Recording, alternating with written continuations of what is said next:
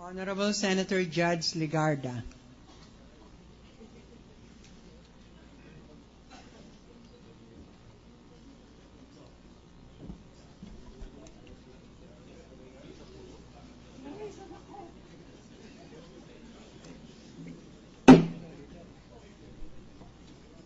Please maintain decorum in this court. We do not want to be disturbed. Mr. President, sambayanang Pilipino, hindi po madaling humusga ng kapwa, lalo na kapag ang nasasakdal ay ang punong mahistrado. Mahirap pong humusga sapagkat tayo ay tao lamang. Ngunit ito po'y isang sagradong tungkulin na ating dapat gawin.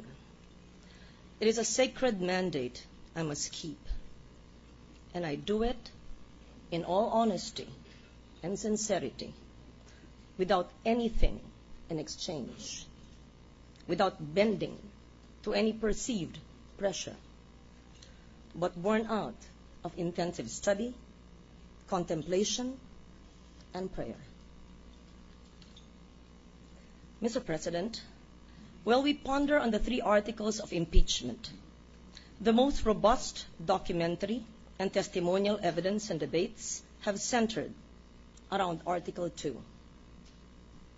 I therefore select Article 2 as the anchor of my verdict because I hold that public and truthful disclosure of assets, liabilities, and net worth by a public official is a key and fundamental element of governing through the norms of transparency and accountability, and a centerpiece principle of democracy. Disclosure of SALN is the only window by which the public can judge whether or not we have undeservedly enriched ourselves in public office. Through it, we, as public officials, earn public trust. Public trust is not simply an administrative entitlement by those in government.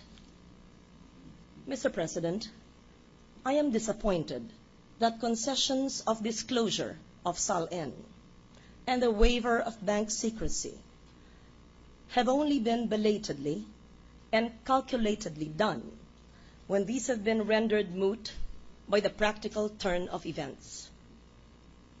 I also believe that interpretations in the wordings of the law should not obscure the charge of betrayal of public trust supported by evidence.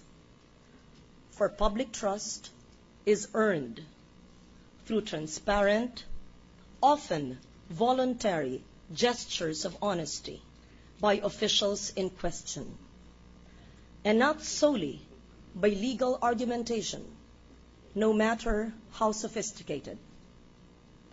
In casting my vote, Mr. President, my chief concern is the credibility and the trust of our people in the most important institution of our land, whose mandate is to interpret the law and render wise and fair judgment equally to all.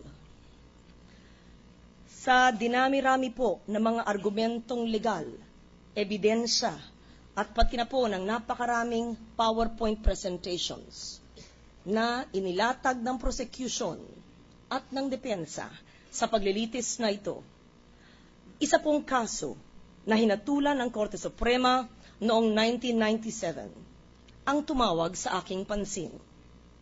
Ito po yung kaso ng isang kawani ng hudikatura, isang interpreter sa Regional Trial Court na siyang tinanggal sa serbisyo dahilan sa hindi niya na deklara ang kanyang negosyo sa palengke, sa kanyang salin.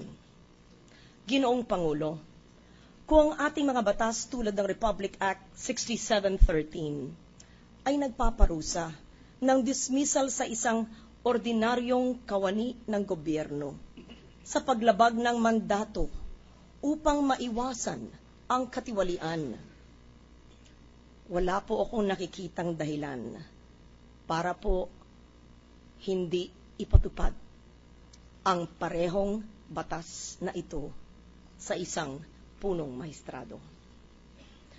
Mr. President, we are all guided by the basic principle of equal application of the law.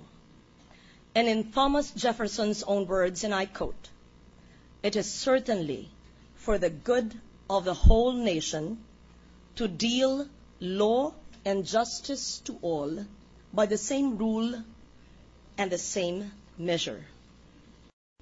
If we acquit the Chief Justice, we would tragically lift the floodgate for public suspicion and widespread distrust on the highest institution of our judicial system. We also lower the bar of public accountability of government officials. It was not easy. It is painful, but we must do it. I therefore vote for removal from public office. I vote to convict.